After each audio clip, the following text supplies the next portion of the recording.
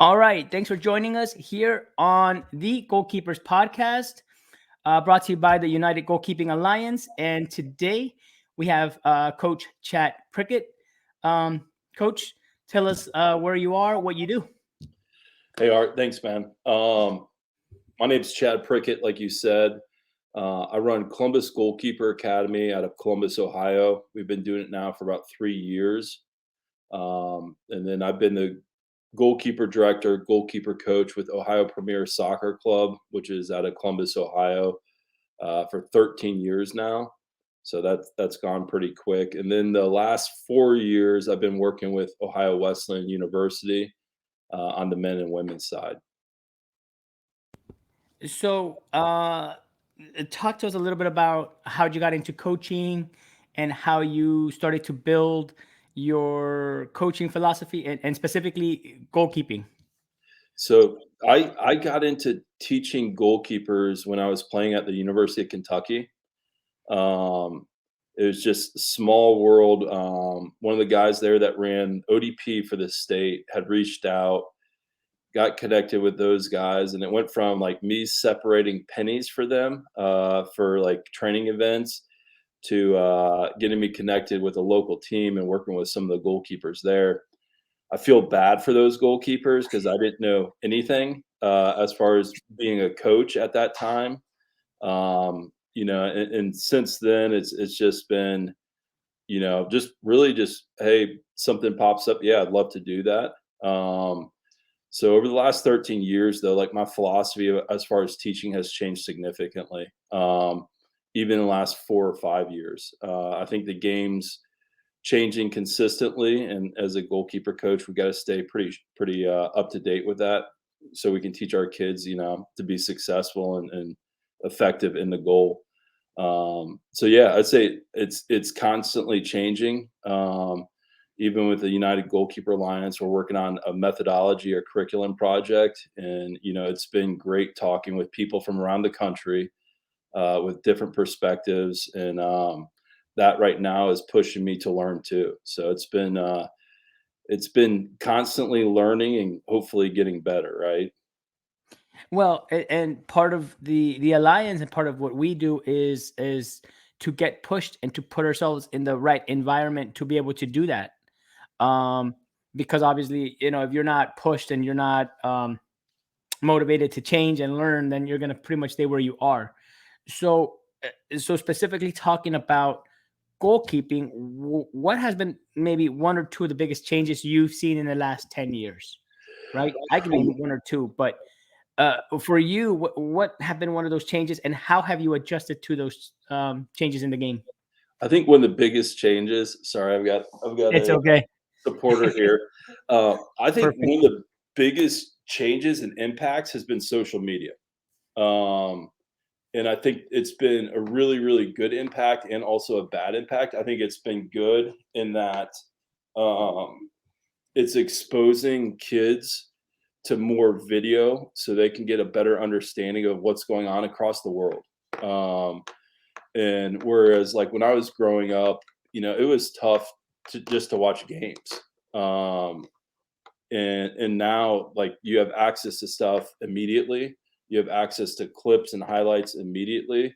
On the flip side, I think it has a negative impact as well with what you look at with some of the stuff that's posted that maybe let's say it's not game like, or technically, it could put kids in a spot where they could be injured. So for me, that's something that's been a massive impact. I'd also add on for like us coaches, it's so much easier now for us, to network, which I think is massive for us because we have to be learning, we have to be getting better, just like what we expect from our kids. Yeah, I mean, one of the things that I would say would be that I think that we're learning about the positive side of social media, because I think at the beginning, maybe not the beginning, I should say beginning, but I think there was a part, a couple of years back where it was a lot of it was seen as negative, that either oversharing or comparing yourself, or just obviously people want to showcase themselves in the best possible way, so some of it was fake. So there was all these negative connotations with social media where we forgot there is a good part, and there is a part where the world got smaller. So from that standpoint, it's a much better place, and there's more opportunities, there's more abundance, all that other good stuff. But now, when we look at education, where we get that education from is very important, because there's a lot of sources, sources and a lot of places to get that education from. So for you, what has been one of the major factors for your development? I'd say my mentors have been huge. I was super fortunate. I grew up being trained by a very good goalkeeper coach by the name of Chad Little down in Georgia. So he was massively impacted me as a goalkeeper. And then at Ohio Premier, David Winter joined us about when I was about 5 years into the club. And David's a part of the United Goalkeeper Alliance, and with him, played in the MLS, has been all around the country and the world playing, and he was really good with helping me mature as a coach. Um, Whereas, like for me, it was like, hey, I don't have anybody who I'm talking to, so I'm learning on my own. So he was really, really massive. Then to bring it full circle is like we have our group here with over 100 coaches where I can get on a phone call or shoot text messages about any issues that I'm having or any thoughts. Example last week is how do we teach the spread? And for me it's like I can hear perspectives from umpteen different coaches. I had people sending me videos and all that.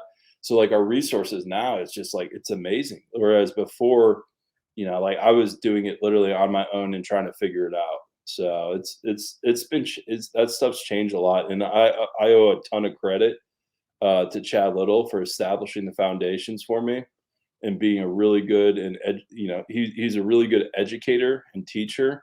But his knowledge was massive, and I think it was very impactful in giving me an opportunity to play at a high level. Yeah, I think that we as coaches sometimes underestimate our impact and what we do.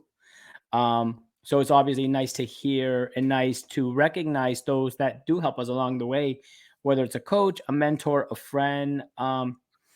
So yeah, absolutely, that's important. Now, what are you going to be talking to us about later this month? I know we're talking about cues and reading stuff. What are you going to talk to us about? So we're working on reading offensive cues. Then Jeff Tackett's out of California. I'm really looking forward to working with him because he's a teacher. So that type of education background, I think, is massive for us coaches. But we're working on communication and set pieces, which I think any goalkeeper, like, look, you got to be invested in your set pieces. Whatever you can look at different stats, you can see roughly 30% of goals are conceded off set pieces. And we're going to be just diving into that topic again, reading offensive cues. So, an example is if they're setting up a right-footed person and a left-footed person about to take a free kick, what does that mean? You know, what are we thinking as a goalkeeper? Does that change the way the wall's set up? Does that change the way where we're holding the line at the 18 and where people are positioned? Um, so we're going to get a little bit nerdy into it. And like I said, like the value of set pieces, I think is massive. For me too, I don't look at set pieces as just something defensively. Like with the emphasis put on goalkeepers' feet being good, I think us as goalkeepers, we have to have fun with that. So when I say set pieces, I think offensively too. So where do we put a ball in? If we have a free kick around midfield, where are we playing that ball? Um, and us as goalkeepers, we all know that spot that makes us feel uncomfortable, where it's like we should go, but I don't really want to go. And again, us as goalkeepers know that spot better than anybody. The forward doesn't know that spot. The midfielder doesn't know that spot. So I think offensively, I love goalkeepers hitting set pieces. Now, the communication piece, I think for reading offensive cues is massive too. I went to Dayton against Ohio State spring game the other day, and Dayton, what you have to worry about with that group is their counterattack. And sure enough, Ohio State had two opportunities where you thought they were going to score. Next thing you know, Dayton was boom running out, and they scored on that counterattack. So that communication and just reading those cues, uh, I think is massive. Where in that game, I think if they could have slowed down that counterattack, it would have prevented the goal, right? So there's just basic, simple stuff, which unfortunately, the goalkeepers, we don't get the credit we deserve with preventing a goal through communication, because it's not that upper 90 save you see on Instagram, or it's not that huge spread. But I think we have to be bosses. We have to tell people what to do and get the job done, and I think communication is so important to do that. So let's start with the cues. Let's start with the cues. Where my coach doesn't practice that. My coach, we don't do that. We have our warm up, we have our little game, and then we have a big game, and then we play. So if I'm not getting that in practice, how can I get that somewhere else, or how do I train that elsewhere? It's simple, like I think it's very easy for us to make excuses. Um, One thing I love, I had a kid the other day. I mean, I don't know what it's like in Philly right now. It's raining every day here. It's raining every day. All the grass fields are closed. And I had a kid the other day. It's like he's not thinking about any of those excuses. He's just thinking about what he needs to get done. And so for him, he went out into a parking lot and boom, he got his training in. So for me, like the United Goalkeeper Alliance, what we're working on here, if you're hopping on this, you're going to learn a ton. Like here's something as simple as, how do I know someone's going to shoot? That cue when they put their head down, that body language going into a shot versus dribbling or a pass is significantly different, and it's something all of us know. I think when we hear it or when we see it and we practice that visual piece to it, it makes it more easy for us to identify it, in whether it be a game or a practice, which is substantial, because we all know if there's a breakaway and I'm coming running out and they go to shoot and I'm still moving, good luck, right?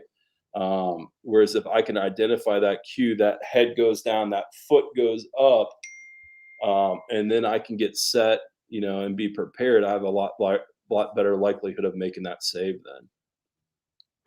Yeah, and I like the no excuse. I like the you can only control what you can control, Yes, right?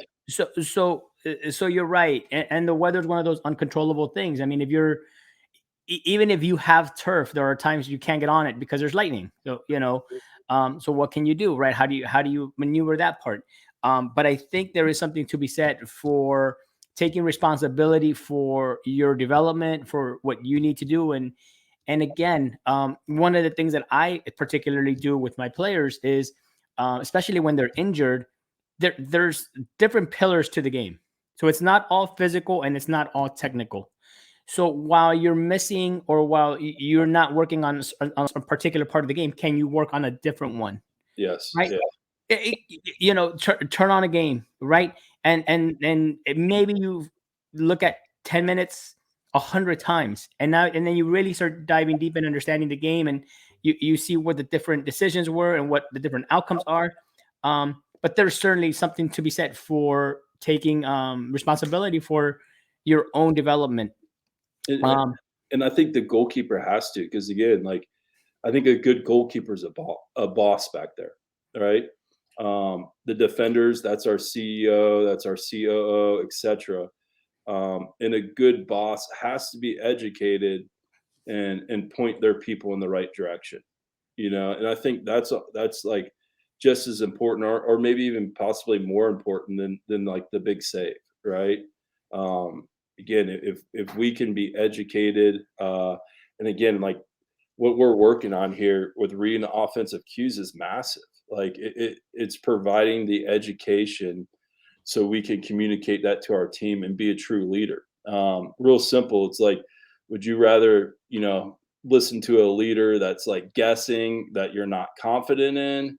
Or would you rather listen to a leader that, hey, he's 100% got my back. He knows what he's doing. He believes in me. And it's simple, like we all know who we would rather listen to in that situation. So, and again, like what we look at topic wise is reading offensive cues. For me, it's as a goalkeeper, can we see those situations happening and can we communicate, which we're working on communication and set pieces, Jeff and I, can we communicate to prevent that? Can we prevent and put out fires as quick as we possibly can?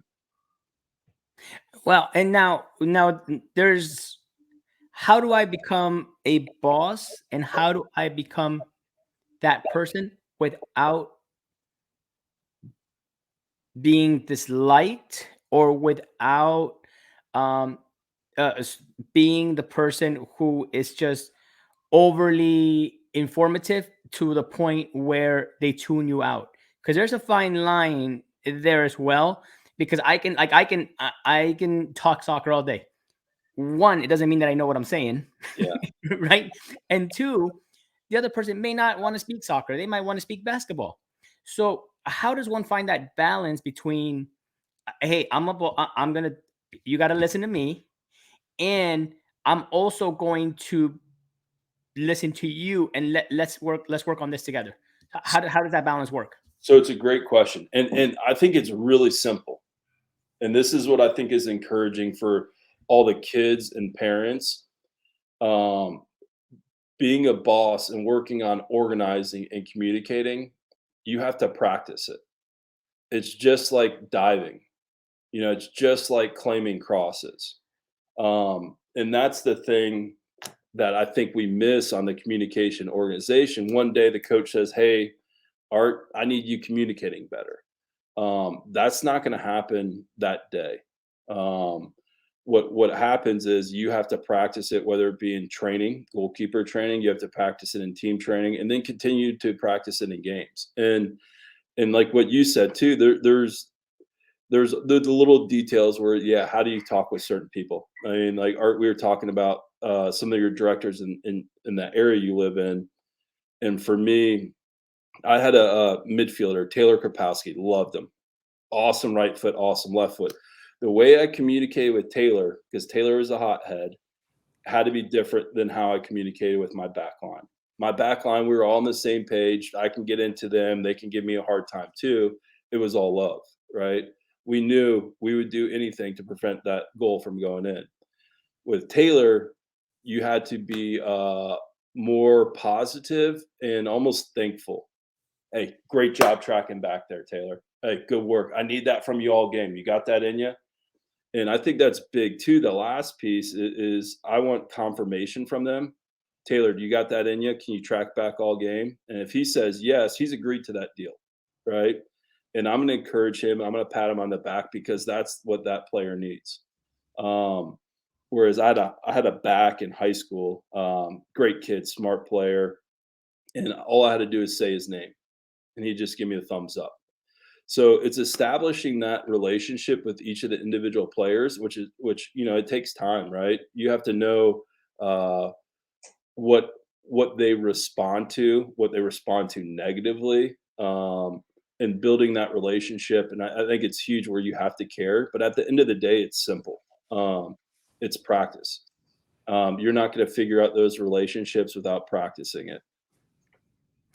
Yeah, and I think for a youth player, specifically for a youth player, I mean, we're adults, right? So it's a little different for us because we understand, like, we have to embrace culture, we have to embrace personalities, we have to embrace differences.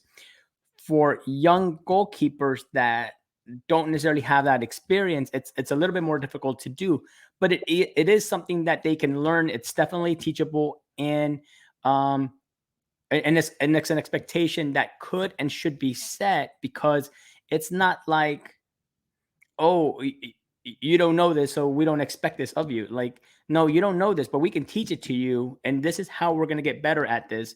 um and And again, it's just being able to embrace the whole job of a goalkeeper versus just the upper 90, or Yes. that last second save. And to your point, like, I ask my kids all the time, "What's the easiest way to prevent a goal?" It's communication and organization, right? I mean, it is that. And, yeah, and it's not easy, like, but again, you just get back, it's practice. We're trying to get better every day. I think for the younger kids, um, having, set terminology in place is massive. So it becomes a norm. They're using those terms.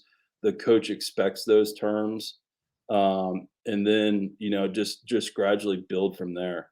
And like my piece, the last thing I'll say with communication, it's like the reason we're communicating is to help, whether it be our defenders or our midfielders, impact the game. We're communicating to them to help prevent scoring opportunities. So mindset, I think, is huge with communication. The mindset of where I find it like, a lot with the females, but then younger kids is, younger kids, they're uncomfortable. The females, they're afraid of being mean.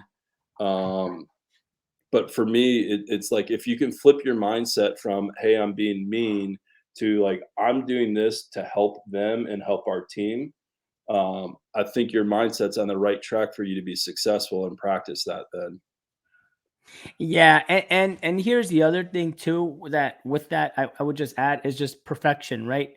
Where I think a lot of times, people, coaches, whatever the situation may be, uh, because you can't do it all the time, or because it's not right 100% of the time, you just give up on it. Like, you're like, I feel this way today. I don't feel that way tomorrow. So I'm not going to feel like it at all.